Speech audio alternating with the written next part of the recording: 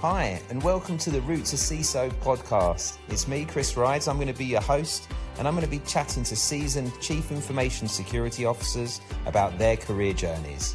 We're going to be unencrypting their real-life stories and searching for the hidden keys to help you fast-track your cybersecurity career. Hey everybody, welcome to the Root To CISO Podcast. Today I'm joined by Bill Dougherty. Hey Bill, thank you for joining us. Hey Chris, it's great to see you. Yeah, good to see you again. I really would love you to start off with just give me a little bit of an overview of what you're doing right now, and then we'll take a deep dive into your background. Well, for almost past 8 years, I've been the CISO for Omada Health. We're a digital healthcare company based out of San Francisco, specialize in cardiometabolic diseases, so primarily type 2 diabetes and hypertension. Right, okay, brilliant. And then, so I'm sure it feels like yesterday that you were just getting into the industry. Now, before you even got into cybersecurity, what was your kind of foundation? What were you doing first of all? Well, I've got a few gray hairs. So back when I was in college, like cybersecurity really wasn't a thing. Like I think the first CISO out there was in 94, 95, something like that. And I graduated a few years before that. But I was kind of always a geek growing up. I had my first computer when I was probably 7 or 8. It was an Atari 800, Right. really smoking machine. Everything was loaded up with tapes. And always kind of tinkered around with computers. But in school, I got a business degree because nobody really studied computers. I had a very short-lived, I just blanked. We're gonna try that again. It was quite a long time ago, so that's fine. I got a business degree. Yeah. And I had a very short-lived minor in computer science. Took 2 coding classes and failed my second class. And I failed it because out of a class of 30, mine was the only code that worked, but I never went to class because class was at 8 a.m. 4 days a week. And so I would stay up till midnight writing code. And my code worked, but I never went to class, so I failed it and I dropped it. So I was a business major in college. First job out of school, I was a mortgage broker. Right, sales. Yeah, exactly. I was a straight commission salesperson for close to 10 years. I did mortgage for a few years, and then when the mortgage market went to hell, I started selling computers and spent a bunch of time in the reseller computer community. Selling computers, selling networks, getting more technical, and eventually made the switch over into a technical role and out of a sales role. And did that for a bunch of years as well. Really didn't get into security until early, 2003, 2004 timeframe. Wow. And so that's interesting. It almost feels like you've had a career and then you've had and security is like your second career, right? I actually think of it as like my third career, if that makes sense. I was, like I said, I did mortgages and then I was computer sales, and from computer sales, I went into computer operations and IT. And like a lot of security people, really the foundation for my security work was I was an IT manager. I did network engineering and systems engineering. And back in like the late 90s, computer security meant you had a firewall and you installed antivirus, and that was about it.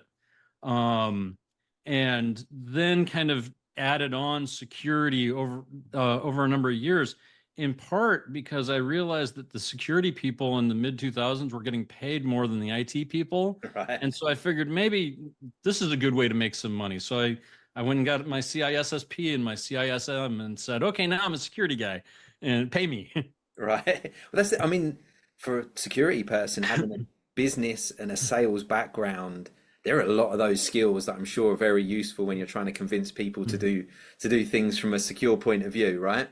I like to think so. I like to think that it's easier to be a security person when you've done other roles, because I know some of the pain that my salespeople feel because I've been out there selling. Mm-hmm. And I know some of the people that some of the pain my accounting people feel because I managed the books and made payroll at a company. And I've done some HR stuff and I've done some operation stuff. And because of that, like I can empathize with them a little bit more, especially when I'm asking them to do something that they really don't want to do. Right. It's kind of like that holistic well, you got a holistic view because you've actually been in their situations. You understand what kind of headaches and pain points they have, and probably also what their goals are. Yeah, and I've done some of their roles. Now, I haven't done their job the way it is today. And just like my job is not the same as it was 20 years ago, neither is theirs. But at least I've got kind of that same language and same basic foundation with them. So we'll step back a little bit. I mean, I can see how all of those things would lead nicely into security. Obviously, it was paying better than IT, so and you were doing some of it already, so it kind of made it a sensible step. Was it a tough one for you? How did you actually get that first cybersecurity role? So the first role I had when that was kind of considered security was at a company called Copart. It was a auction company that specialized in salvage automobiles. So if you ever wrecked your car and your insurance company cut you a check, they would then call us. We would tow your vehicle to a junkyard, and we would then auction it off to people who wanted it for parts. And I was their IT manager. We were managing 120 locations, about 3,500 employees. Um, and we started getting attacked because we were taking this 20-year-old auction business and moving it online. Hmm. And it was all business to business auctions, but there were big dollars involved, and it was an international business. And so we started getting attacked, and we had nobody in the organization whose job it was to be responsible for security. And so I asked my boss, I'm like, hey, can I take on this role and figure out what that means for our business? And to their credit, my boss was very enthusiastic about that and said, yes, I think this is something we need. And so he allowed me to transition to a slightly different role where I took on a bunch of new responsibilities, one of which was security.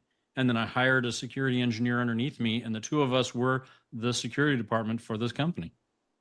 Wow, so it's funny. I've heard that from a few people. That sort of assumption of taking security under your wing, which is so important. I think a lot of people overlook that, and there's a lot of people now trying to get into the industry, and some of them, thankfully, I'm seeing less and less of this, but some of them are looking just at cybersecurity roles, and there's not many entry-level cybersecurity roles, and that's a really tough way to go in. And it's much, much more common to go in another area or another position and then move either into a team that's already established, or if they don't have one, start helping the business with their security.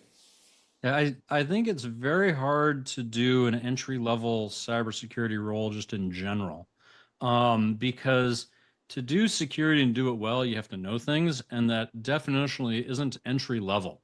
It's actually easier to start as an entry level system admin or network admin or cloud admin or something, or an entry level coder and engineer, so that you then have a foundation that you're building on to go secure it. So, like on my current staff, I have a number of very good security guys, and most of them started in something else. One of my senior level engineers has been with us, I want to say 6 years. I originally hired him as a sysadmin, and he then came to me one day and said, "Hey, I think I want to apply for this security job you have." And we said, "Great, let's do that." Because I knew what he could do, and I knew he knew the pain of standing up systems and patching systems and reading logs. So having him transition to the other side of doing assurance and testing was a natural fit.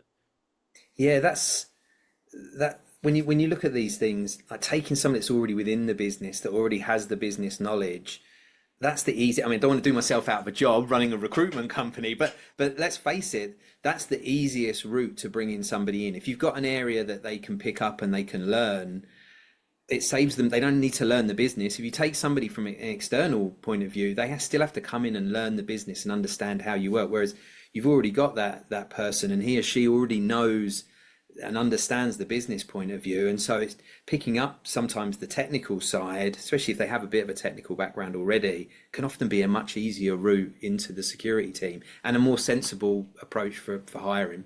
Yeah, I think that's generally true. Like security is always contextual. And what is acceptable behavior in one organization is absolutely forbidden in another organization. And So if you've been in the organization for a while, it is easier to kind of absorb the risk posture of a company and then apply that to the thing you're trying to secure. Yeah. Well, as we were talking earlier on, if you understand the business and you understand maybe some of the other departments and you maybe even got relationships already, it makes it much easier, like trying to get security programs or policies, procedures into place, especially where sometimes there might be a little bit of a pushback, and you're preempting that pushback because you know how they work, or the person, there's a relationship there. Maybe a much easier conversation with somebody than somebody who's brand new to the business. Yeah, I completely agree. So usually at this point, we typically talk. There's like three elements of that I see anyway of people's careers that are the most difficult points, and that tends to be going from an individual contributor to a manager. Obviously, getting into the industry first of all, then doing the individual contributor to becoming sort of a manager or a leader, and then getting the actual CISO title. Lots of people that are probably doing CISO roles but don't get to have that CISO title, and that's often a big thing in many people's minds. Now with you, almost feels like certainly that leadership thing was a little bit different because you become a leader within IT and then you took security on board. At the time, how big was the IT department, and how were you managing that? How did you find the time to bring cyber in before you hired your first person? Yeah, so at that company, I I think the IT department in total was 70 or 80 people. Okay, good But that size. was divided up between two big groups. One that was writing all the code, the engineering department, they were doing all the features, and then the infrastructure group. And then within the infrastructure group, I was doing corporate IT. So I was doing all of the desktops and laptops and Exchange. I was My core focus was everything that wasn't the product that was internet facing. It was everything internal. Um, so we were, running a domain and a frame relay network and things like that. Um, my corporate IT department was three or four of us. But I existed in this kind of general department of about 80 people. And so then I split off and promoted somebody who was working underneath me to handle all the corporate Windows stuff. And I went into security and project management. Parallel to doing security work, I also stood up our first PMO office. So I was wearing a bunch of different hats at the same time. And so did you end up like taking the product security, the security around sort of software development and software engineering? Did that end up sort of coming under you, and then you working with the other sort of managers of those teams? Yeah, so the way we formed it, it was we tried to be holistic for cybersecurity. So it was between two of us, we were red teaming the front end website and our Java application. We were doing secure network designs. We were attacking all of our internal systems. We were looking at patching and antivirus and anything that was cyber risk. We were trying to look at that. We also did a bunch of work on disaster recovery and business continuity and disaster planning. So kind of the whole panoply of cybersecurity. Right. And then, so what did your career look like between then and then? Did you end up with the CISO title there? Did they have a CISO title? And No, then from Copart, what did your career look like before you got that CISO title? So after Copart, I went to go work for StubHub.com, which was Yeah. part of eBay. It was there for 4 or 5 years, and I ran site operations for StubHub. So that was a high performance, high availability e-commerce site, 24/7. My job was to keep the site running 24/7. When I joined the company, again, we didn't really have a security department. I created a security department underneath me and actually brought one person from Copart over to join me and help me run security. Um, Hired some other people. Now, because we were a subsidiary of eBay, eBay had a CISO and they had a security department.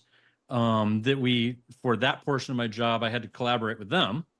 But eBay's infrastructure, their risk posture, everything about eBay was actually very different than StubHub. We had been acquired and we ran as a standalone adjacency. And so it was one of these situations where we had to adhere to the spirit of their rules, but their actual policies couldn't apply to us because we had completely different infrastructure. Like we weren't using the same code or the same servers or the same network infrastructure or even the same data centers for many years. And so it was kind of a push-pull tension between the two of them. I was the senior director of site operations for StubHub and eBay by the time I left. And then from there, I went and joined a company called Raging Wire. Raging Wire was a co-location company based out of Sacramento. They were one of my vendors when I was at StubHub, but they were also one of my vendors at a couple other previous companies, so I knew the team there really well. And I joined there and became their CTO, and then by default also became their CISO. So if you can imagine in the kind of 2010s, 2011, 2012 timeframe, we're doing lots of contracting with big companies. These companies are all saying, who is the person at your company who's the name, who's the throat we can choke on anything related to security? Right. And it turned out that was me. Surprise. Surprise. So I was the CTO and CISO for Raging Wire, and was there and we got acquired by NTT Communications. I was there through the transition and 2 years post transition, and then left and ended up joining Amada. That's the whole acquisition thing is really interesting because we've had a couple of virtual CISOs out helping companies that are either pre-acquisition or actually randomly enough have been acquired by larger companies. But it's amazing how many years it takes for the companies to actually start working together and to get everything put together. You've worked for a few companies that either have been acquired and stuff. How have you found that? I think that the worst mistake you can do during an acquisition is to try to merge everything on day one, because it's too much of a shock to the system. One of the reasons that I think the acquisition at Raging Wire went really well, and now today Raging Wire no longer trades as Raging Wire, they're just part of NTT data centers, was when they acquired us, their main goal was to help us sell more faster. It wasn't to do synergies where we're going to parachute people in and lay off half your staff. Because it takes a long time to merge systems together. It takes a long time to merge policies together. So that was kind of how we approached it. Was day one, let us just keep doing our business and merge the sales orgs first and the customer contracts, things like that, and then worry about how do we apply a consistent policy between the data centers I was operating and the other data centers that the company was operating around the world. Now, I think if you were to go talk to them, they have a very consistent security posture around the world. But we were very different because we designed our data centers differently than the other companies that they had acquired to build that company. I find the whole acquisition world is just a really interesting space. You are right. There's often just this rush of, right, we're going to bring this company in. The first thing we do is save money because we've got a whole team of people that do this and that, and are often very quick to lay off people. I think anyway. I mean, maybe there's been a lot more thought go into it that we don't see, but it feels like these things happen very quickly, and then often we'll see them hiring in another 6 months, years time, hiring back a lot of people, and it feels like to me I mean, and I don't know enough about that area, but like often these things don't seem to go very well, and the companies they acquire actually end up doing worse than they were before, rather than taking a bit of a breath and, like you say, taking the time to make sure that these things merge well and quickly, rather than quickly trying to save money, and they're going to still keep making the same amount, because it doesn't seem to work that way, or rarely anyway. I think it's tricky. I mean, when I've been at several companies where we acquired other companies. I think every job I've worked at, we've acquired another company at some point, or we've been acquired, or both. Yeah. And so I've seen it done well, and I've seen it done poorly, and I've participated in both. So I like to think I've learned from my mistakes. I'll give you an example. At Omada, we acquired a company a few years back. In fact, we did it during the middle of the pandemic, which is a fun time to acquire a company. Yeah. And one of the things we did right was we said, okay, we aren't going to try to merge all of your IT systems onto our systems. We actually just issued all of their employees of the company we acquired our laptops as though we had just hired them. So, yesterday you've got your laptop from your old company. Today you've got 2 laptops. And then we're going to do a slow transition where you move the stuff over that you need to move over. And then we're going to throw your old laptop away. We're not going to try to repurpose that hardware because it was likely a couple of years old. We're not going to take on anything that you liked. If it was something that was so good that you just loved it, we're going to stand up a new instance of it and we're going to migrate things. But what that meant was a bunch of extra expense, but a lot less pain. Right. And nobody was barred from doing their job day one because they couldn't figure out how to log into things. Like you still got your old system until the new one is working right. That worked a lot better for us. Now, would that work if we were a 10,000 person company acquiring another 10,000 person company? Probably not. I think the finance people would have killed me, but we were, we were a 500-600 person company acquiring a 50 person company, and it worked pretty well. Yeah. There's a lot to go into. That makes sense. A smoother transition, like not this immediate, right, by this, like on this day, we're just going to switch everything off and switch everything on here. I mean, it would send anybody into a panic, like even people that are doing a great job, and then all of a sudden, I suspect the people that are doing a great job have been thrown all these things at them, and now they don't look like they're doing a good job anymore. And you've got a bunch of people then perhaps managing them that don't know them so well. So yeah, it's an interesting thing to go through. And I think, as you say, the more experience you've got of it, the better you can get at it. You can probably spot these things in advance. Yes. And the key is if you can spot them and learn from them, you can also budget for them. And CISOs are smart and we can get done just about anything if we've got budget applied to it. It's when we don't account for all of these costs. And this is true of acquisition or any other big initiative. You don't account for all the costs and now we're trying to bootstrap it, that you really get into problems. And so was that your first official CISO title at that point, or was it Omada? Well, Raging Wire was my first official CISO title, Right. but it was CTO and CISO. Yeah. When I transitioned to Omada, I actually took a step backwards. I took a VP title because I wanted to join the company. Yeah. And then became an SVP and then CISO. So that's great. Actually, that leaves us quite nicely on, because I think a lot of people, certainly earlier on in their career, see these things as a direct ladder, right? I'm on this career ladder and it goes upwards, and that's what happens. And I don't ever want to go backwards, and I don't ever want to step sidewards. And then when they're thrown, a wrench gets thrown into that, be whatever it might be, a layoff or whatever could be happening, and they're in a sudden position where they probably need to take something that could be a step down or seen as a step sidewards. They get overly concerned about how will this impact my future career, and it's good for us to talk about those sort of things, because they need to realize that plenty of people have had these major changes in their career, and they've been, I think anyway, when you look back, like really good opportunities to then move on and push your career upwards. And so I think a lot of these things shouldn't be seen as a sideward step or a backward step. It's just a step. I think that's right. I think if I were to try to trace the pathway of my career, it goes up and down in terms of titles. What I was really looking for is the company and the mission, and whether I was going to be doing interesting work. So, I was at a company and I was a director and then a VP, and then the next role is a senior manager. Now, different size organizations. I was a VP of a 100-person company and became a senior manager of a 3,000-person company.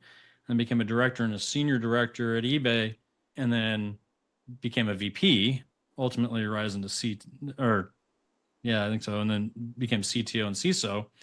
And at that company, and so at Raging Wire, I had 65 people underneath me. At one point, I was the acting COO. I had like 200 people under me. When I joined Omada, there were 3 of us, because I went from a large company owned by a global conglomerate to a health tech startup. And so I went from having an office and spending all day in meetings with executives to sitting in a beanbag chair administering G Suite because I wanted in, and I could see the trajectory of the company, and I knew that if I got in that seat then, that 8 years later I'd be sitting in the seat I'm in now. That's really playing the long game, like having that vision that far, that far ahead. What was it that you identified? What were the things that you saw that gave you that feeling? So it's funny. When I left Raging Wire, I had the luxury of time because we'd had a successful exit. And so I really sat down and wrote out what it was I wanted. And I did it like I would have profiled a company when I was in sales. So I wrote out an exact profile of the type of company I wanted, the size, the mission, the types of roles. And so I knew that I didn't want to get too early into a company because if you're a 20, 30 person startup, you don't want somebody coming in and enforcing policy and telling you the things you can't do. You just want to get a viable product out the door.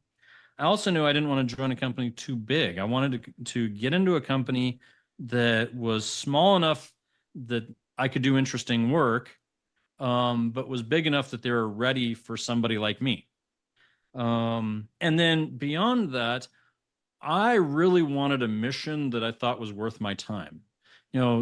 My time at Raging Wire, data centers are great. They're very important. They're critically important.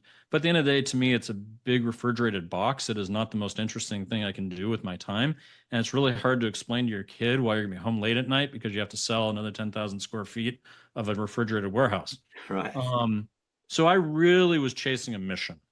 And Omada's mission is to solve some of the hardest problems in the healthcare system. Most of the diseases we treat are obesity related. It's the number one health issue in, facing the country. And they had a product that they could prove worked. It was backed by science. We had peer-reviewed studies. We had a scaling problem. How do we get this thing from 150 people to 500 people to 1,000 people? And how do we get from one disease to multiple diseases, things like, and how do we do it securely? And so when I interviewed with them and the co-founders, it was really clear that this was a mission I could get excited about, so much so that I didn't care about my title. Like, I just didn't care. It was, how do I get in the door here? Because if I can get in the door, I can prove my worth. And if I can prove my worth, I'm going to get the job I want. I love that. That's I think when you look at that, so many people that I speak to now are actually mission driven. When you start speaking to them, often when they're moving jobs, you always talk about compensation, and there's an element, as you've already pointed out, right? And you can do very, very well in security. You will get paid well. You might not when you very first get into it, and you might take a job that doesn't, but you'll see that, you'll spot it, and then you'll see the hockey stick that comes with your salary. But all the people I know that are really happy are happy because of the mission. All the ones that know, or they're looking to move jobs, are moving jobs because they know the mission that inspires them. And so, I love hearing that, because like we can absolutely make a difference. You can make a difference. And that feeling of knowing that you're doing that is so much better than having another X $1,000s in your paycheck that comes by. At some point anyway, right? Maybe there's early times in your careers when you're paying bills and you're struggling, you're doing stuff like that. Obviously there's an element of releasing that financial stress, but certainly like as you get further into your career, having that mission that you believe in makes it much easier to get up early on a Monday morning and probably take a phone call at 5 a.m. or take a call at 10 o'clock at night, because you're making a difference. Yeah, I've certainly done more than my share of jobs for the money because I had to put food on the table. Right. But I think if you are in a position where you can go chase a mission, that's the best thing you can do. And so to me, there's two real key elements to it. One is the mission something that gets you excited, where you get out of bed every day and you want to help that mission? And two, can you draw a clear line between the work you're going to do and the mission? And for me, I had the benefit at Omada that both of those things were true. Like, so if you think about healthcare just in general, what is the foundation of all healthcare? It's trust. Like if you don't trust your doctor, then you won't do what your doctor tells you. And if you don't do what your doctor tells you, you're probably going to have a bad health outcome. Okay. So what's the foundation of digital healthcare? Well, it's trust, but it's specifically cyber. Like it's, do I trust that you're going to be a good steward of my data? Because I'm going to share a lot of really sensitive data with you. And so to me, like when you have a bad day in security and digital healthcare, that is impacting your ability to provide care for hundreds of thousands or millions of people. Like I never went to med school, but I've got 1 million patients under my care. Okay? And me doing my job poorly has just as bad an impact on them as an actual healthcare provider doing their job poorly, in that if I do my job poorly, it will impact their willingness to use the service. And if they don't use the service, they're going to have a worse health outcome. Yeah, wow. It's great to be able to trace that back because, as you say, you can believe in the mission, but and I've seen this. I've seen people that love the company they work for, believe in what the company are doing, but if they don't feel like they're actually having any impact on it, that they don't make a difference, then they're very quick to look at other opportunities. Yeah, and having that kind of clarity also makes it really easy for me to recruit people. Yes. Because all I have to do is find people who are good at their job, who are also motivated by the same general mission, and say, here's how the things you will do every day will impact people's lives at scale. And that's why I've got very, very low attrition. Most of my staff has been with me more than 5 years, because they like the role, they like the company, they love the mission. Yeah, I've done a few talks. I can't remember when the very first one was. I've talked about it before on this podcast, but I did the retention triangle is what I called it, and basically there was there's 3 points that I see in it. One of them is compensation, one of them is location, so where you're commuting to, and then the last one is that job satisfaction. And most of the things come under job satisfaction. And if you're, let's take for instance, right, if you've got a really long commute, but you love the job you're doing, you make a difference and it's well paid, you probably stay there. So you can probably get away with one of those things, not being ideal, unless it's really, really not ideal. You can probably put up for that. But once you get to 2 of those things, you are 100% looking for a role. And very few people ever get to 3 because they've usually moved on and got another job by then. I think your thesis is right. So pre-pandemic, I commuted 2 hours each direction. Wow. Every day. I was in the office 5 days a week. I was commuting 4 hours a day because I just loved the company and the mission. During COVID, we switched the entire company to being remote first, and now I'm almost never in the office, and neither is any of my staff. And if I could, I just close the last office down, which makes it again easier for me to hire people. Pre-pandemic, I had all of my staff in the Bay Area. Now my staff is spread throughout the country.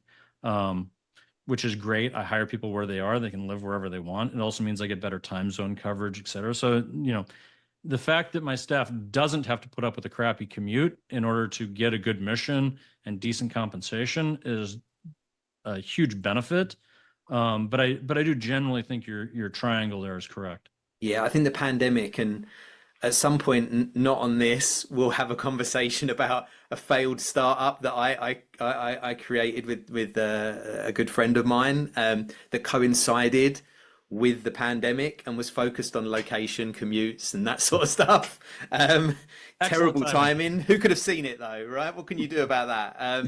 I think the idea was sound, and who knows, maybe it's got some legs with people doing a lot of return to office. So who knows? Maybe there's something that will come out from retirement. But yeah, I think at this point, certainly with a company any company, if you can have 100% remote staff, then you're cutting out one of the reasons that, one of the major reasons that people leave. And right now we see an awful lot of return to office. People have been pulled back, this big RTO project, and it's certainly impacting people that are happy other than that to look for other roles. So, and I don't know how some companies feel about that. Some of them may be happy because they only want people back in the office. And if those people move on, they replace them with in-office jobs. Certainly we see a lot more of that. We haven't seen as many, anywhere near the amount of remote jobs that we had in the past. I think it is very company specific, but companies really pushing for RTO, I think, are in the long run going to suffer for it. They are, I think, my thesis is that they're pushing for it for two reasons. One, they've got this very expensive real estate, and it is hard to justify why you're still making that lease payment that you locked in on a 10-year lease. Yep. No one's using it. The other is when you're remote, you make a trade-off between efficiency and collaboration. It's very hard to collaborate remotely. Like what you and I are doing right now is fantastic, and we're having a great conversation, but it would be a better conversation if we were in the same room. Yes. And there's just no doubting that. Mm-hmm. So if you're going to be remote, you don't stay remote to save money. You stay remote because it broadens your pool of talent. You stay remote because you get efficiency gains, but you then have to take the money you were spending on real estate and spend it on in-person activities. So a couple times a year, I fly all my staff to a location. It's not the same location, but we do a couple of very intensive in-person days. We also do a variety of other in-person events. And so we've replaced office with travel. But so I'll give you an example. About a month and a half ago, one of my engineering teams was doing a strategy session on some stuff related to artificial intelligence. And they had decided to do it in Salt Lake City. And they called me up last minute and said, "Hey, Bill, can you join us?" And so I changed much plans. I flew out there. I was there for one day, and we got more done in one day in a hotel room than we would have gotten done in 2 months trying to collaborate back and forth over Slack and Google Docs. Like, no doubt, because we could go into deep conversations with disagreements and a whiteboard, really understand each other, come out with a commitment, something that's very hard to do on Zoom and impossible on Slack. Yeah. Yeah, it's it's interesting hearing that from you, especially from a company that's 100% remote, because when I look at companies that are returned to office, you are right. I think there's a few things. I think there are some people at C-levels that are a little bit stuck in their ways, in that if I can't see you working, I don't know if you're working. So there's that going on. And I think that over time will, and part of that startup thing that I tried to launch, part of it was realizing that we're all gradually going to a home working remote, at least hybrid. Like that was always the route that everybody's going. It's just that we all need to understand how that works, and we need to be prepared for it. And actually when the pandemic hit, very few people were, right? So I think you're spot on talking about that. I think the interesting things that I think are still a struggle, the stuff that you talk about, working really closely together and being able to all get into one room and almost brainstorm and get an answer done in a period of time. So yeah, getting everybody together is a great way of doing it. Some companies are really bad at managing and measuring productivity. So they don't get that feeling that, okay, somebody's working really hard, they're getting a lot done. And then I think the other thing is some people, because of that, don't feel that they get as good a feeling and are struggling with succession planning because they're not in the office seeing how people interact. They don't see who maybe naturally may have some management tendencies. So I think those are the two other reasons. Is there anything that you've found in terms of measuring productivity or identifying succession that you do, considering you're a 100% remote company? Measuring productivity is not hard, because that is merely measuring the output. So if you're still defining well-run projects, however you want to define it, or you're defining well-run operational activities, you can still measure that output. And so my question is, did the work get done? And if the work got done, you're probably happy. Now, and you can apply that just kind of general philosophy to just about any role, is what is the level of amount of work you would have expected to get done? How much work got done over the time period? And the time, you probably shouldn't be worrying so much about the hour or the day, it's the month. Because going remote also, you have to accept a greater amount of flexibility. Like sometimes I'm going to leave at 2 p.m. to go watch my kid play a sport. And the next day I'm going to be up till 2 a.m. finishing a project. And as long as the work got done, who cares what time of day I did it? All right, that works well for some roles, not as well for other roles. To me, the bigger problem, and this is the one that keeps me up at night for being remote, is not measuring productivity, and it's not succession planning. It actually relates more back to your question about like entry level positions. Is I am struggling. I have a thesis I'm struggling with, which is as long as we're 100% remote, it's near impossible to hire fresh college graduates or recent high school graduates or people just rolling out of the military. And the reason for that is they don't know how to be employees. And if you don't know how to be an employee and your first job is sitting in, your spare bedroom trying to do this on Zoom, you aren't getting the benefit of all the stuff we all learned 5, 10, 15, 20, 30 years ago of being in the office, the interpersonal relationships, the water cooler talk, the getting a performance review that you didn't like, all of that. So, and this is what keeps me up at night. I talk to our chief people officer about this quite often, and I'm actually toying with the idea with her of, should we open an office for the express purpose of hiring entry-level people and training them for 2 years? And if so, where would it be? And what kinds of people would we put in it? Because you can't just hire a bunch of disparate entry-level people and, okay, you're sitting in a cubicle, but all day long you're on Zoom with people who are out of their homes. You actually have to do it with people who have a reason to work together in person and collaborate. And you have to have a senior level person who's willing to not work from home because they've got to be in the office mentoring them. And so they have to really want a large portion of their job to be to develop the next generation. So that's the struggle I see with what we're doing right now. Yeah, that's so interesting. I didn't know whether we would go in this direction, but that's the great thing about these conversations. They do go in random directions. So I lead the industry advisory board for the National Cybersecurity Training and Education Centre, which is really, it helps a whole bunch of community colleges build the cybersecurity people of tomorrow.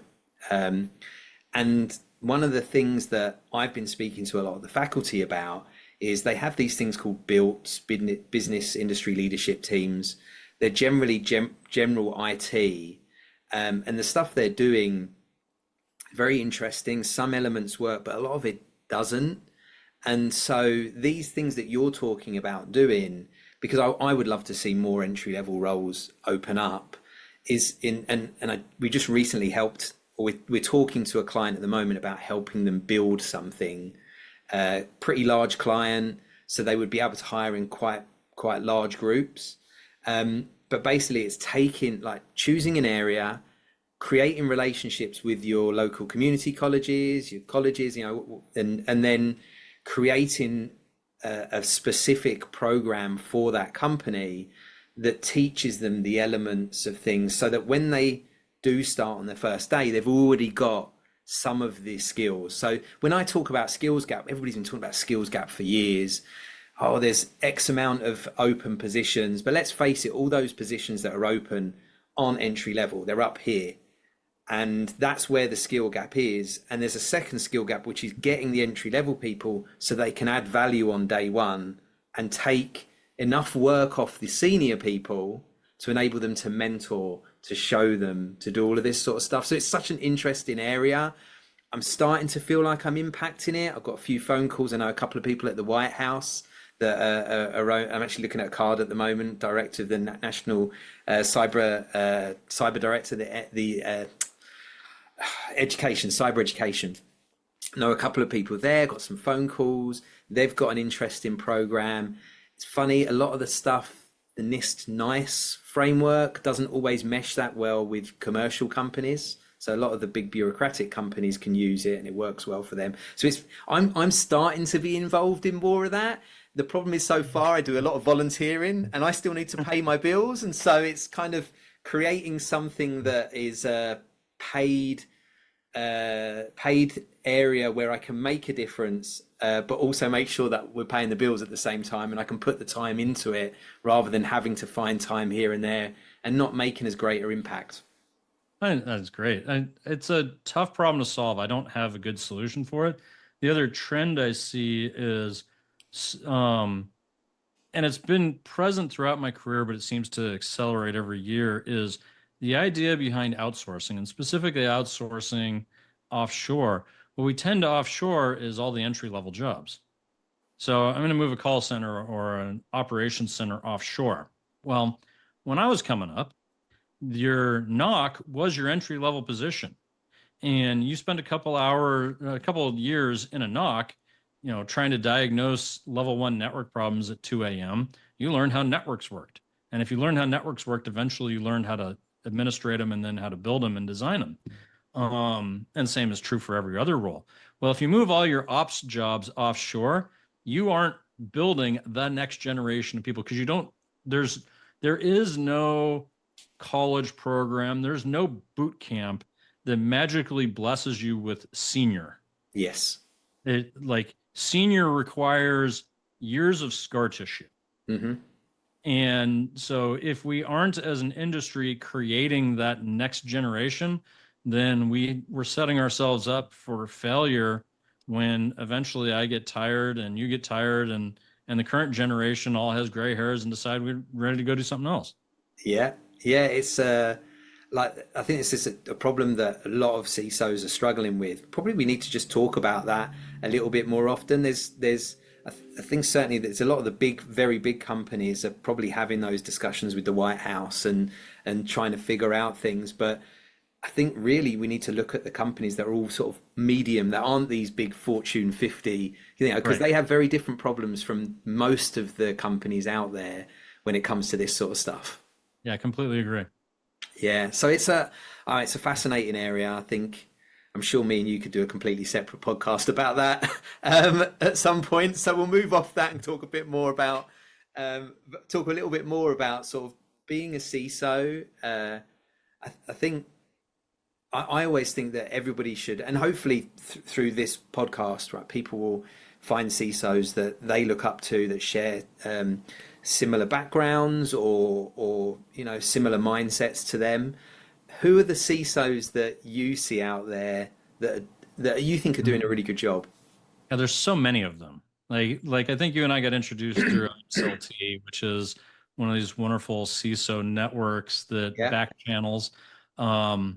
And I'm a part of a couple of those communities, and they're great because they create these kind of isolated networks where we can just talk and engage with each other, separate from the vendors and separate from other disciplines. I've had the luxury of working with a bunch of really smart people over the years. So this is one of those questions you prepared me for, so I was able to take a little time. Yeah. So I mentioned my time at StubHub, which was part of eBay, and eBay, PayPal, StubHub, we produced this kind of cohort of really, really skilled operators that then went on to great things. And so there's a whole list of people that I worked with in various roles there that are now have CISO or CISO adjacent titles, like Carolyn Wong, who's the chief strategy officer, I think, at Cobalt.io, and does an amazing job there. She and I were both contributing authors to a book on basics in cybersecurity, and I got introduced to some other people through that. Gentleman by the name of Chris Roberts, who I think is at Newspire now, and I think and he's kind of a legend in the CISO community. Some other people, Lucas Moody, great guy who was an eBay alum, and I think he went on to Palo Alto for a while, and I'm not sure where he is now. Ray Espinoza. Yeah. I could go on with names. We kind of cross paths all the time. Most of the CISOs I interact with now are at my vendors, and so it's the vendors the ones that I rely on every day, where I can also see how the job they're doing, how transparent they are, and can really appreciate what good security looks like from a vendor perspective. I don't know if you know Emilio Escobar at Datadog. Does a great job there, and Datadog's one of those vendors I rely on all the time. So that's kind of who came to my mind. It's just people I've crossed paths with over the years where we've all kind of come up at the same time and are now in leadership positions and have the ability to affect change. I love that. It's funny. So Caroline, I've known for a long time. I met her quite a few times in LA at a conference, and I haven't spoken to her for a long time. She's somebody that I think I should definitely get on here. She'd be great. Ray Espinoza, I've known for a while. He's actually booked. He's booked to record. So hopefully the people. Okay, we didn't plan this. I just yeah, no, we didn't. We past. absolutely didn't. But Ray's actually going to turn up. So by the time this is out, because we're going to put them out and launch them once we've got a whole bunch recorded, and so by this point I'm speaking and running actually a Root to CISO workshop at B-Sides Las Vegas during summer camp. Ray's going to pop in. So he'll be, I've got a couple of sort of CISOs that happen to be around, going to be at B-Sides. They're going to be popping in anyway. So Ray's one of them. He's a great guy. He's going to record this. I've committed him now on here. So if he never has an episode after this, then we'll know why. Yeah, exactly. So there's funny, a few of those people that I know and have either, interacted with, but actually people that I've met several times. And that's part of why I love asking this question, because it reminds me, I've got to ask that person. And actually, I should definitely ask them. I don't know why I haven't already. So yeah, there's a few people there that I think I would like to get on. What obviously they're alumni from sort of the eBay times. What are the things that if you look at them individually, and obviously we spoke before about attributes and prior to this podcast, and anybody that's watching this, hopefully if they watch any other episodes, knows that I've been asking a whole bunch of CISOs about their top 3 attributes.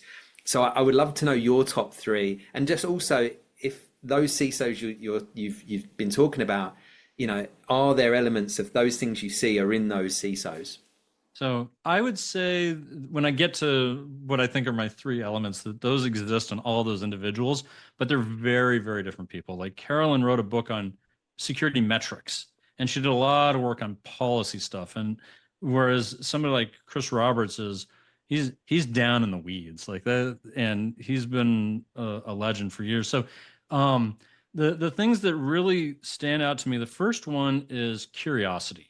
You have to be insanely curious, because you have to dig into how things work, and more importantly, why.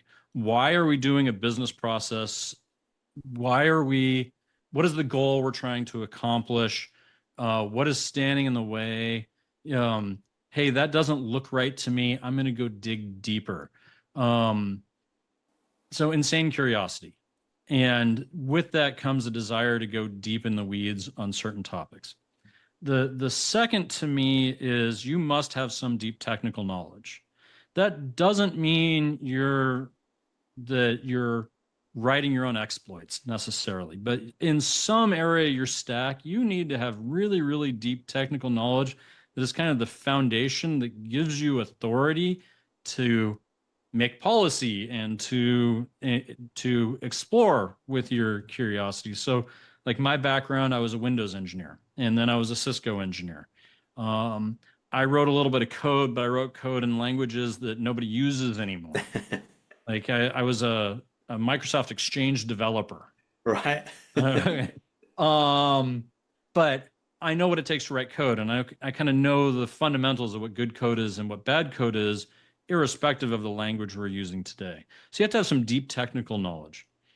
The third thing, and this may be the most important attribute when you're dealing with the rest of your business and being effective in your role as CISO, is you have to be able to take very complicated things and make them simple. Because your business partners don't understand what it means to write an exploit, and they don't really understand the nuances of your policy, or why your layers of security are important, or the pitfalls of certain types of 2FA or whatever. And so you have to be able to take those and explain it to them in a language that they can understand, that gets across the importance of it, but makes it simple.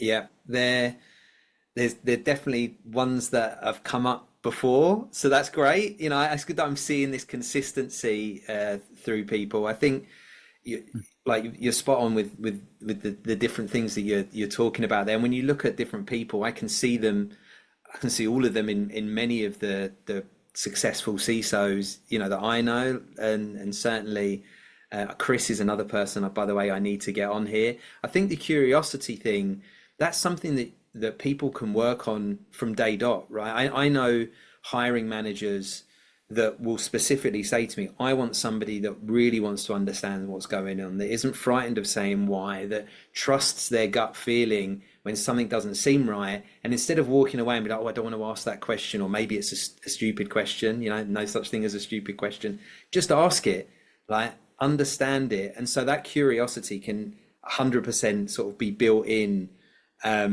into those things. Technical knowledge I think there's probably times when you probably need to be able to call BS on some stuff that might be taking a bit longer than what's going on. And if people feel like you've even got an element of that, and that actually counts, it's so strange as a recruiter, it kind of counts a little bit. I always say that I'm not technical. My very first job was selling conference space.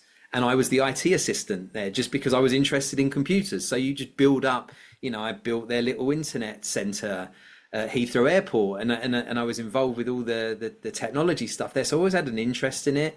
And over the years, you understand enough to know when I'm speaking to, a candidate and I'm asking them questions, not super technical questions, open questions, I get a feel for whether people are like stringing me on a little bit, right? Or reading from ChatGPT and things like that. I get a lot of answers to questions from ChatGPT, and some people don't even bother reorganizing how it's actually written, so it's quite obvious. So yeah, I think all those things are pretty interesting, and 100% things that have come up so far. I have a top 10. I'm working out on what I do with that top 10. I want to know what your number one is so far. Probably. Oh, you're the first person to ask that. I've done all the figures, so I've got the top 10. I haven't looked at how many people said each one. My gut says probably business knowledge. Business knowledge. Technical knowledge is really high up there, which I actually was surprised about. I thought it would have been lower down, but technical knowledge is in the sort of top 5. Business knowledge is the most common one I get.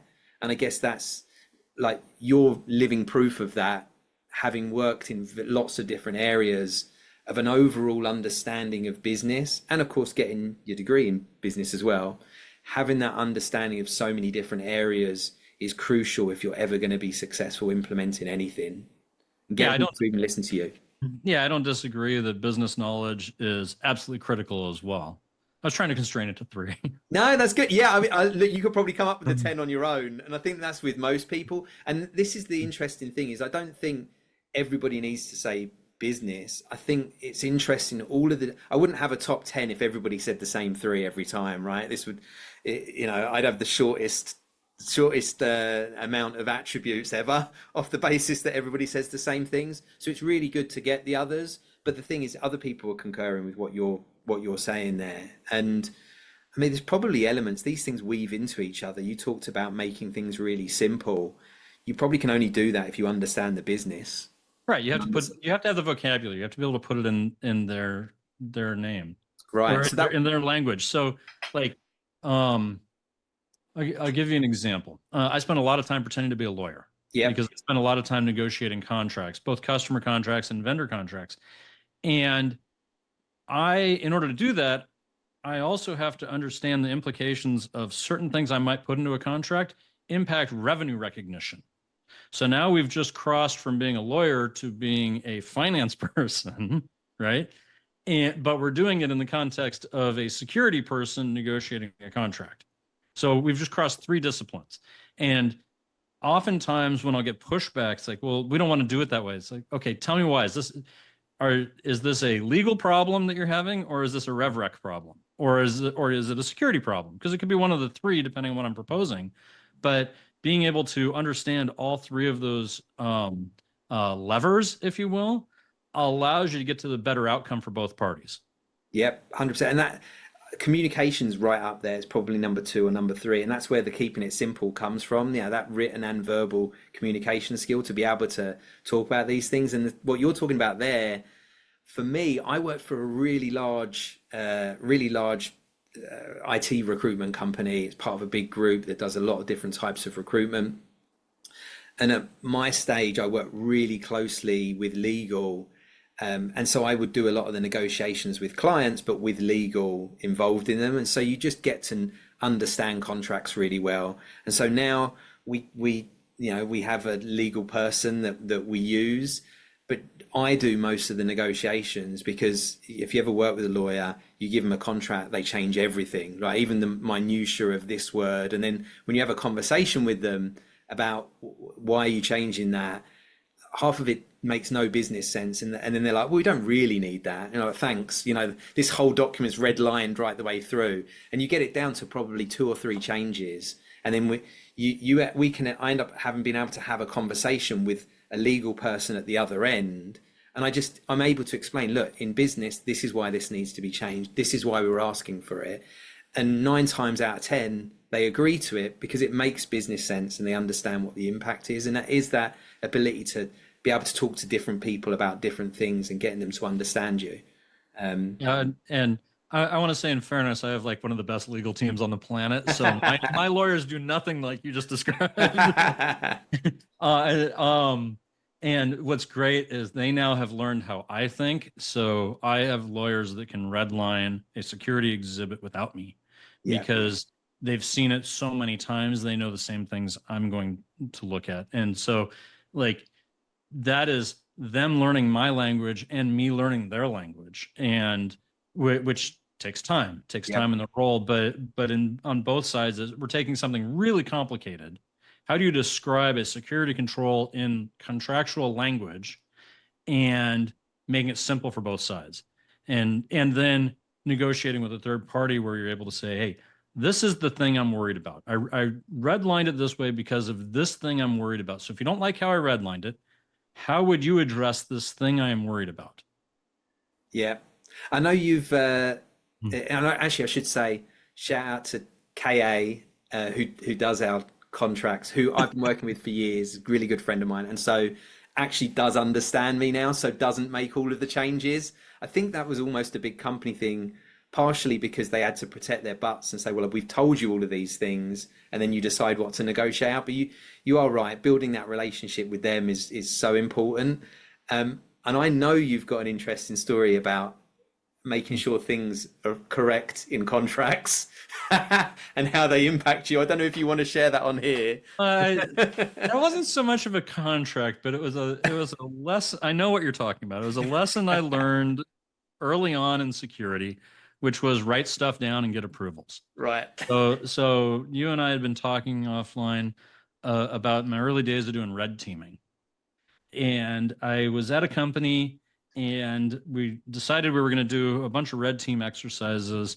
And I had just actually come back, I think, from an ethical hacker training, which was one of the most fun things I'd ever done. But the life lesson I took away from that was write down your test plan and have your boss sign it. And I was new to security and I said, okay, that makes sense. So we decided we were going to do a physical security check. So the test plan was really simple. We're going to schedule a fire alarm, and then we're going to go around the building and see if people are adhering to our clean desk policy.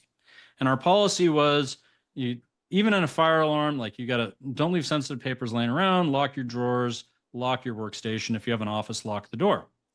So we did. My security engineer and we immediately went up to the top floor. We started walking all the executives' row of offices, and to a person, not one of them closed their door, not one of them cleaned their desk, not one of them locked their computer. And so we saw pre-released financials, we saw plans for an acquisition, we saw performance reviews, we saw a bunch of stuff. And being good security people, we took quick pictures to document it. And after the fire alarm no one knew we were doing this because it was just a normal fire alarm. We were the last people to exit the building. And then a couple of days later, I wrote up a report with pictures where I named the president of the company and the CIO and the head of sales and all the things that they had done wrong. And my boss's boss went ballistic. How dare you do this? He wanted to fire me. And I said, look, first of all, don't you want to know that a bad person, all they have to do is pull the fire alarm and they can get all this information? And number two, here's the plan. I wrote it down. I had a signature from my boss. He knew exactly what I was going to do. So if you're upset, go be upset with the people who didn't follow policy, and go be upset with my boss who authorized this. You can't fire me for this. So he was pissed. He chewed my ass out. But at the end of the day, my boss, my immediate supervisor, he backed me up, said, yep, I knew what he was going to do.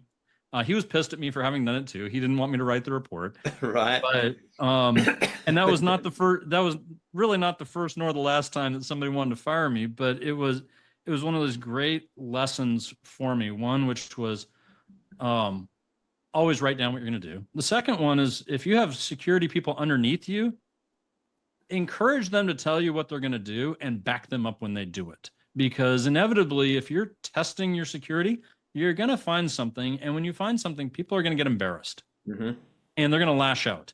And you have to have the backs of your people to say, hey, no, they were doing their job. We want to find the problems before a malicious third party finds them so that we can fix them. And so, you know, like I worked for a lot of good bosses over the years. I worked for a large number of bad bosses, and I tried to learn from the bad ones and say, don't do the things they did. So I don't blame my security researchers for finding a problem. I celebrate them and say, great job. Now let's fix it. Yeah. I also really don't blame the people for the violation if we find it when we're testing. It's like, hey, here's a room for improvement. Because if you're constantly hitting people over the head with a sledgehammer, you're just doing it wrong. Like nobody can ever be 100% secure, and so like all you'll end up is alienating the people that that need to learn how to do a good job or learn a lesson from it. And when you alienate that type of person, that creates the opposite, right? You don't get somebody that buys in, you get somebody that's usually checks out. So yeah, and I bet there's a whole lot of lessons, including probably from your old boss in that case, about maybe them getting things approved and signed off. There's a little bit of that too, but it's do you want to run your department or your company based on fear and anger, or do you want to run it based on collaboration and working together and continuous improvement? And I kind of want the latter. Yeah. And so if somebody is kind enough to find my problem and help me fix it, I'm not going to beat them up for that. Yeah, that's the whole point of doing this, right? You're there to find the problems so you can fix them before they become a real problem. Right. So I've got a couple of final questions before I let you go.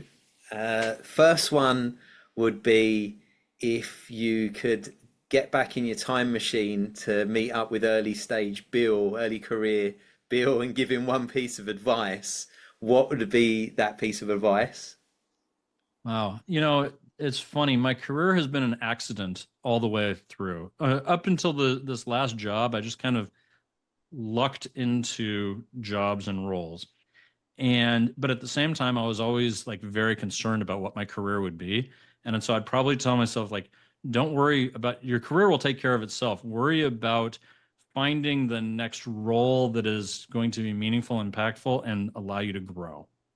And if you are continually growing, you don't have to worry about the long term. The long term will take care of itself. The other thing I would tell myself is there were a couple of jobs where I stayed too long. Mm-hmm. There was one where the company was clearly going bankrupt, and out of loyalty, I stayed far beyond their ability to pay me. Right. And so by the time I left, they owed me a lot of money that I never saw. Mm-hmm. But I stayed out of loyalty.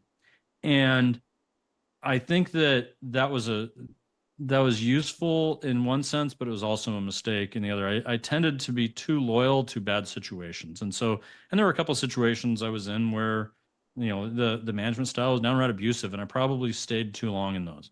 But I did it out of necessity because I was chasing a paycheck. So I think I would say, don't chase a paycheck, chase a mission, and roles that allow you to grow. And if you can find a mission you're excited about and a role that will allow you to grow, you'll have a great career.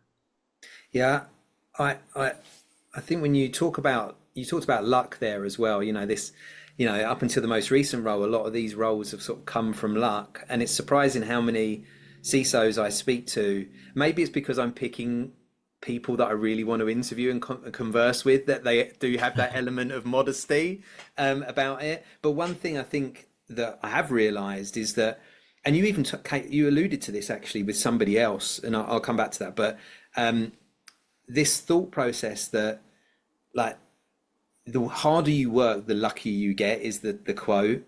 And I 100% agree with that, right? You've put yourself in situations where you've become lucky. Look at the person you mentioned.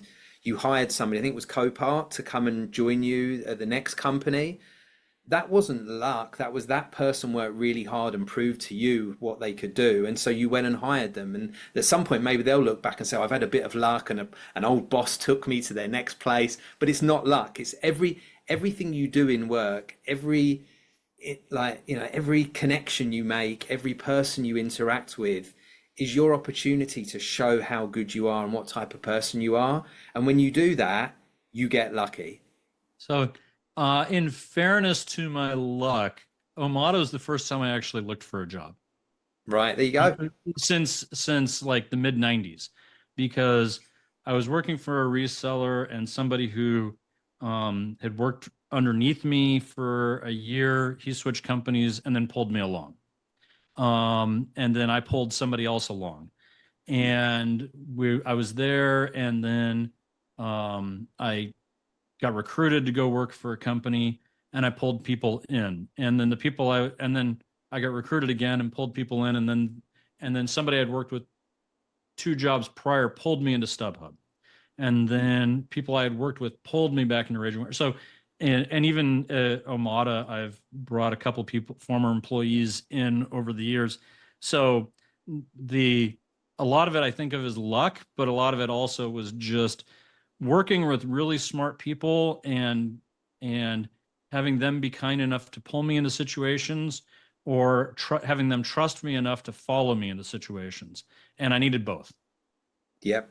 Yeah. You do all that groundwork, and when you look back on it, you can see it does pay off. You maybe don't realize it at the time, but when you can take a breather and look back, and I guess that's why one of the benefits of giving your younger self a piece of career advice is that at this point you really do get to look back and be able to see the things that made a difference, and understand how everything you do sort of culminated in getting you here, whether that's steps forwards, backwards, sidewards, almost being fired, all those things.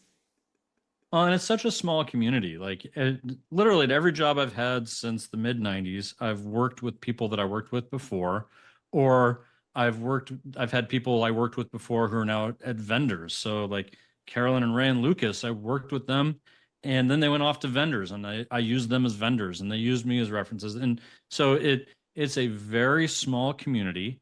So don't be a jerk. Treat people well. Make sure, and surround yourself with people that treat you well. Yep. Yeah. And your network matters. That kind of leads in, because I've got a final question for you. And that might lead into some of this stuff. Like, you've been a hiring manager for a long time, right? You've been involved in hiring and taking on people. And right now, we're in this situation where if you've seen any of my posts on LinkedIn, anything you put out there, you get hammered with a load of resumes, lots of people looking. As much as possible, we try and use the network we have. But there are certain roles when you want to expand that out a little bit. Now, for somebody that is applying for a role and wants to stand out in the sea of applications, what are the things that they can do And in your mind, what are the things that stick out? It's really hard. Like I don't screen applications anymore. I've got teams of people, so Yeah. by the time they get to me, they've gone through 8 levels. What I would say is that your network matters more than just about anything, and that's true at every single level. And that's true for every single role. And I'll give you an example from today. I had somebody who reached out to me. He's a vendor who I've known for many years. In fact, when he's a co-founder of a startup that I first looked at their product 8 years ago. I didn't buy it, but we've just kind of stayed in touch. And he reached out to me today and said, "Hey, somebody I worked with a long time ago has a startup that I think you'd be interested in. Will you give him 15 minutes of your time?" And because he reached out to me, I scheduled an appointment for tomorrow morning. If that same person had reached out to me cold, they wouldn't have gotten an ounce of my time. And the same thing's true for job hunting. So if you're like in college, you're doing internships, build a network. And when you find a role you're interested in, use that network and your ask is really simple. It's not, "Hey, you know me, so hire me." It's, "You know me, so can I have half an hour of your time?" That's the only ask. Yep. If I'm a great fit, great. If I'm not a great fit, is there something else that I'd be a great fit for? The other thing that I really look for is, this goes along with my notion of chasing missions. Do your research. Like if you're applying for a job at my company, you should really know what it is we do and why you want to join the company. More than the role. The role is almost immaterial because if you're in the company, we'll find the right role for you. Why do you want to join my company? And how does your value, whatever your value, how is your value going to translate to our mission? And your answer could be, "I just really think your mission's cool, and I don't know how my value is going to translate, but I'm hoping we can figure that out." Right. It could be like because we're in healthcare, it could be, "I have a family member who's suffering from these diseases and I take it personally." I hear that all the time. Yeah. And then we'll go in these long stories about how horrible the US healthcare system is. And it's like, okay, yeah, you get it. Yeah. If I hire you, will you take that empathy and apply it to the job? Yeah. Right.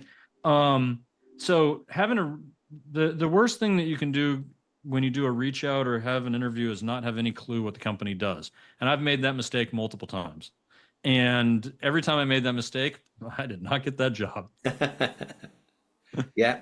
Preparation is key. Well, that is failure to prepare is preparing to fail, I think I love a quote in case you can't tell. But yeah, it's 100% like that. One of the things we go through a lot of prep work with our candidates, and that first interview, we've told them about the company, but that prior to that first interview is like, right, what do you know about the company? How much background have you done? What do you know about the people that you're meeting?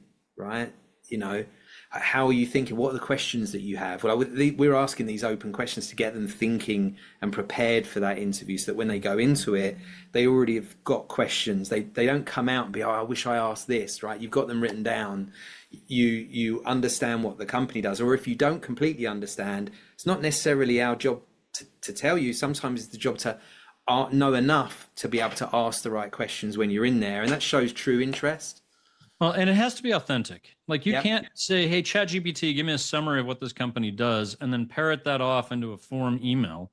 That isn't authentic. And if I'm interviewing you, I'm gonna sniff that out in about 15 seconds. Like you have to, it has to be authentic. Yeah. And which is hard. It takes time. Yeah, it does. There's not any substitute for that. There's people that are applying for 500 jobs a week, doing crazy, automating all of this stuff. And sure, there might be an element that this automating it, you might get some luck, throw enough shit at the wall, eventually it sticks. But ultimately, you need to, you get a much better success rate from applying to less, taking the time to apply, taking the time to connect with people, to network with people, so who's in common, see if somebody can make an introduction. You get much better off the back of that. and then putting the time in. You've done all that hard work, and it's still beyond me. It blows my mind that people work so hard to finally get a chance to interview and then don't prepare for it, or they get on a phone call. And we had one the other week, 2 prep calls with the person, camera on, well dressed, everything, and talked them through, it's going to be a video and blah, blah, blah. And then we got the feedback afterwards. They didn't turn their video on for the whole of it. And it's just, and the other person, they're being asked questions by somebody who's on video. Right. And just that was enough for them to be like, no, like, because you just don't get it. Like, no explanation. I've got really bad bandwidth. Like, sometimes I have bad bandwidth, or I'm on my mobile, and I'll turn the camera on. I'll say hello to the person. I'll say to them, I'm so sorry about this. I'm walking around. My laptop's gone down, whatever it might be. I'm in the garden, so I'm using my phone for this. So I'm not going to keep the picture on, otherwise my arm's going to fall off, right? So, but you just have that communication and conversation. You just have one of those things, and that solves that problem immediately. So yeah, it's like totally the preparation stuff. Yeah, the other thing I would say, and this is probably the hardest thing if you're looking for a job, is you can never let rejection discourage you. Mm-hmm. And I bring this back to my first 3 or 4 jobs out of college were straight commission. So if I didn't close, I didn't eat. Right. And if you're cold calling people, you get rejected a lot. Hey, do you have 5 minutes, Doug? Nope. Click. Oh, okay. And if every time somebody hung up on me, I needed 30 minutes of me time, I would have gotten nowhere. Yeah. Like, the moment somebody rejects you, that's your motivator to go try it twice as hard on the next one. Yeah.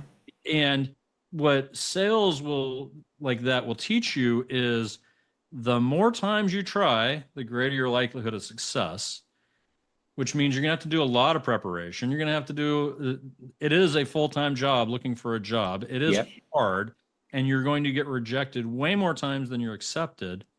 But if you do it right, the time you get accepted will be the right time. Yeah, and you learn from that. Like, that's the thing. If you've never failed, you've never had an opportunity to feel the pain. And it's great to learn from other people's failures. That, try and do that as much as possible. Don't get me wrong. But ultimately, until you feel that pain and that stays with you, and you think, oh, what did I do wrong? I'll make sure let me try something different. Or, I'm not sure what I did wrong, but I'm going to try something slightly differently. Or I know what I did wrong. Let me not do that this time. And every time your next iteration is better than the last. And in sales, you certainly learn that. And recruitment is much closer to sales than it is HR, despite a lot of people's thought processes. So yeah, I've felt a lot of that pain over the years. And I think you're right. Throughout everything you do, even if it's a job that doesn't work out, if it's an interview that doesn't work out, look back and just think positively. What can I do next time? Every time you do this, you're a step closer to getting the job you want. And that's what you're building on. That's the foundation. I completely agree. Nice. We've gone way over time, chatted for ages. It was such an easy one. Like I said, probably could do another couple of podcasts off the back of it, talking about a bunch of other stuff. But thank you so much. Thanks, Bill. I appreciate you joining us. Oh, it was a pleasure. I look forward to seeing you in person. Thank you for listening to the Root to CISO podcast. If there's something you really want me to ask on the next episode, or if you're a CISO who wants to inspire the next generation, please reach out. I'll leave a URL to my LinkedIn profile, and make sure you connect and message me there. We're always looking for feedback, so please don't forget to like, comment, and subscribe wherever you get your podcasts.